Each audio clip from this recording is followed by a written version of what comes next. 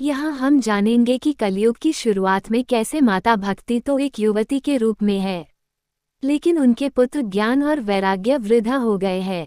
जानने के लिए सुनते हैं श्रीमद् भागवत महापुराण का महात्म्य। द्वापर युग समाप्त होने के बाद जब कलयुग का प्रारंभ हुआ तो पृथ्वी पर चारों तरफ का वातावरण अशांत हो गया था। उस समय नारद मुनि पृथ्वी का हाल जानने के लिए विचरने लगे। उन्होंने देखा कि जीव पृथ्वी पर केवल पेट भरने के लिए जी रहे हैं। वे सब मंदबुद्धि, आलसी, असत्यभाषी और उपद्रवी हो गए हैं। जो साधु संत कहे जाते थे वो पाखंडी हो गए हैं। इसलिए जो असली संत है उनको छूपना पड़ रहा है। द्वापर में एक शकुनी था, पर कलयुग में घर घर शकुनी है। इस तरह नारद मुनि कलयुग के दोष देखते हुए दुखी हो गए। एक बार नारद जी विचरण करते करते भगवान श्री कृष्ण की लीला स्थली वृंदावन में जा पहुँचे। वहां पर उन्होंने देखा कि एक युवती के पास दो वृद्ध पुरुष अचेत से पड़े हुए हैं, और वह युवती कभी उन्हें होश में लाने का प्रयत्न करती है तो कभी उनके आगे रो पड़ती है। उस युवती को चारों ओर सैकड़ों स्त्रियां घेरकर बैठी हैं, जिनमें से कोई तो उसे पंखा झेल रही हैं और कोई उसे धाधस बंधाने का प्रयत्न कर रही हैं। इतने में उस युवती की नज़र नारद जी पर पड़ी और वह खड़ी होकर नारद जी से बोली, हे महात्मा जी, क्षण भर रुक जाइए और मेरी चिंता को भी नष्ट कर दीजिए। आपका दर्शन तो संसार के सभी पापों को सर्वथा नष्ट कर देने वाला है।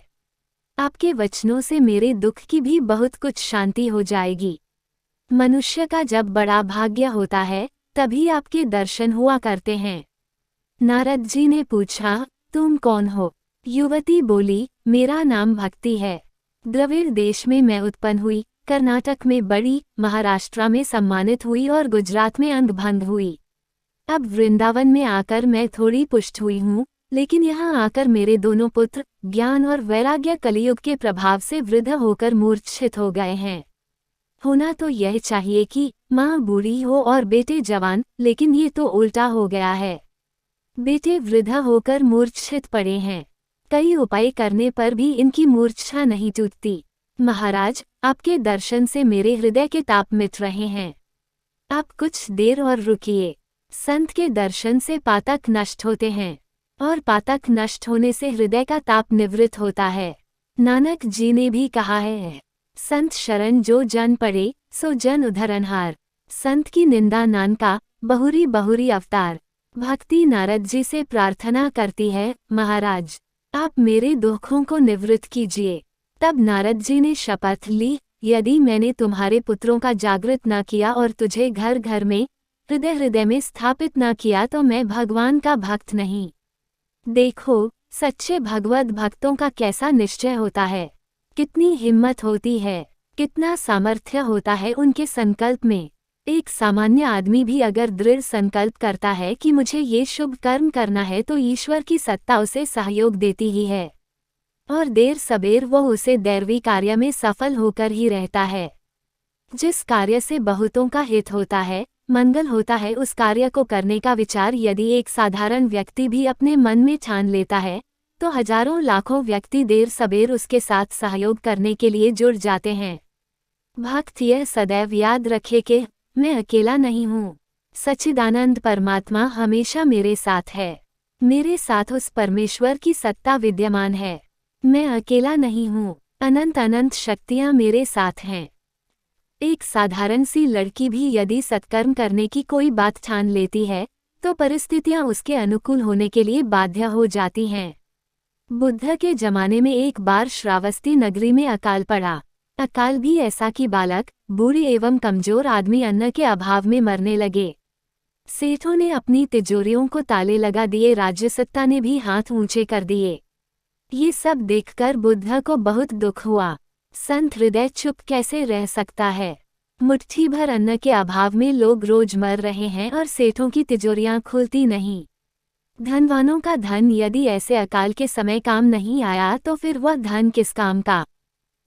बुद्ध ने श्रावस्ती के धनवान लोगों की एक सभा बुलाई। करुणा से भरे हुए बुद्ध ने अपनी करुणाई वाणी में सेठों से कहा, इस अकाल समय में आप सभी को कुछ सेवा कार्य करना चाहिए। ताकि अन्न के अभाव में मर रहे लोगों को बचाया जा सके। लेकिन करुणा से भरा हुआ, प्राणी मात्र के हित की भावना से छलकता हुआ बुद्ध का यह उपदेश भी उन लोभी सेठों के चित्त पर कोई असर नहीं कर रहा था। बुद्ध ने चारों ओर नजर डालकर कहा, भाइयों, कुछ कहो। ये सुनकर वे लोभी सेठ, धन के गुलाम सेठ एक दूसरे की ओर देखने लगे। उनमें से एक ने कहा, महाराज, पूरे राज्य में दुर्भिक्ष पड़ा है, हमारी तिजोरी कितने आदमियों को खिलाएगी? ये किसी एक आदमी का काम नहीं है, ये तो राज्य का काम है। दूसरा बोला, राज्य का धन भी समाप्त हो जाएगा तब क्या करेंगे? ये तो ईश्वर का काम है, ईश्वर का।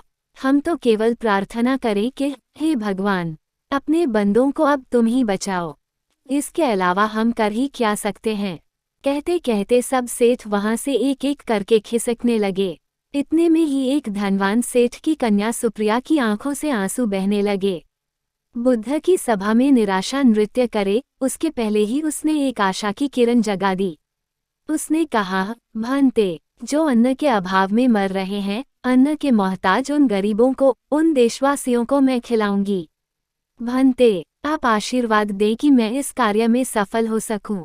लोग हक्के बक्के रह गए। वे बोले, तू क्या खिलाएगी? तेरा सेठ पिता तुझे पैसे नहीं देगा तो तू क्या करेगी?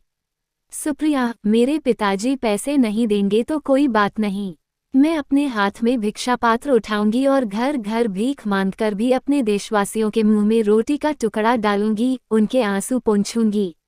दृढ़ निश्चय से भरी हुई उस लड़की की बात सुनकर बुद्ध के मन को संतोष हुआ। बुद्ध की आंखें चमक उठीं और करुणामयी दृष्टि बरसाते हुए वे बोल उठे, धन्य धन्य, तेरे माता पिता भी धन्य हैं। तू लोगों की भूख अवश्य मिटा सकेगी, तू देशवासियों के प्राण अवश्य बचा सकेगी। लोग व्यंग्य कसने लगे कि जैसी पगली लड़की वैसा पगला बाबा। जैसे महात्मा गांधी ने भी कहा था कि अंग्रेजों, भारत छोड़ो, यह उद्घोष करने वाले महात्मा गांधी अकेले थे। अतः लोगों ने उनकी खूब मजाक उड़ाए और वायसराय ने तो उन्हें पागल ही कह दिया था।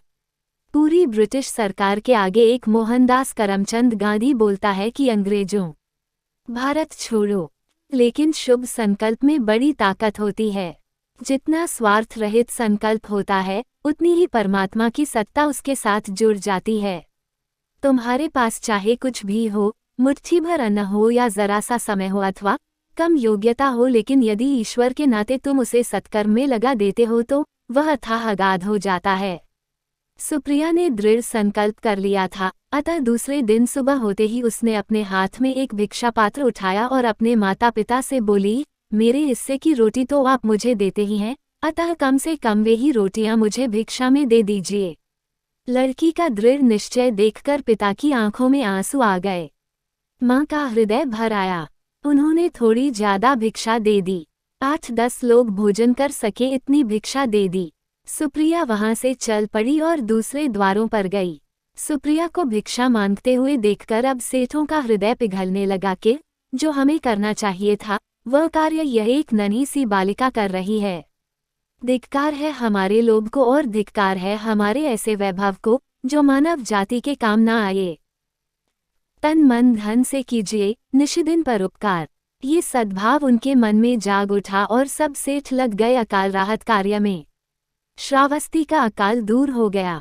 लाखों लाखों जीवों को जीवनदान मिला एक सुप्रिया के संकल्प मात्र से। एक शुभ संकल्प करो और उसमें डट जाओ। इसी प्रकार दृढ़ निश्चय के साथ नारद जी भक्ति के दुख निवारणार्थ भ्रमण करने निकल पड़े। जब वे विशालापुरी से गुजरे तो उनकी भेंट सनकादि ऋषियों से हुई। सनकादि ऋषियों ने पूछा, नारद, उदास पुरुषों की नाई तुम जल्दी जल्दी कहाँ जा रहे हो? नारद, भगवन, मैं काशी, मथुरा, रंग क्षेत्र, रामेश्वरम, द्वारिका, हरिद्वार आदि क्षेत्रों में गया, किंतु कहीं भी किसी भी तीर्थ में शांति देने वाले महापुरुषों के दर्शन मुझे नहीं हुए। कलियुग के मित्र अधर्म ने तीर्थों को भी बिगाड़ दिया है। धूर्त लोग तीर्थों एवं मंदिरों पर अधिकार करने लग गए हैं। जीवन को शांति मिले ऐसी कोई जगह न दिखी। भूमंडल पर घूमते घूमते, पुष्कर और प्रयाग में घूमते घूमते मैं वृंदावन आया, जहाँ मुझे एक युवती अपने 2 वृद्ध एवं मूर्छित पुत्रों ज्ञान और वैराग्य के पास बैठकर विलाप करती हुई दिखी, जो चारों ओर से अपनी सखियों से घिरी हुई थी। उनका नाम भक्ति है। प्रभो, मैंने शपथ ली है कि उस भक्ति के दुख को दूर करूंगा और उसके पुत्रों ज्ञान वैराग्य को जागृत करूंगा।